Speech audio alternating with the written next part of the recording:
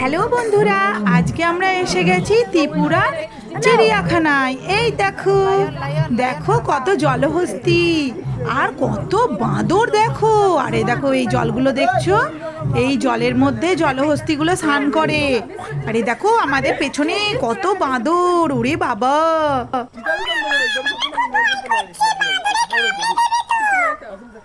দুষ্টুমা ভয় পেও না, আমি আছি।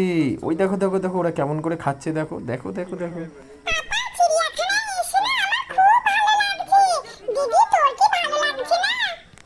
হ্যাঁ বনু, আমারও খুব ভালো লাগছে।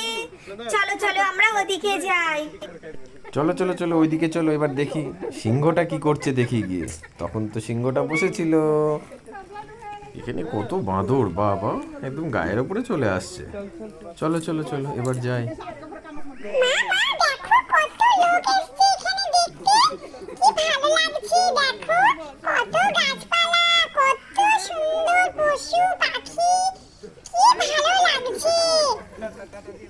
পাপা পাপা, আমাদেরকে আবার নিয়ে আসবা চিড়িয়াখানা ঘুরতে।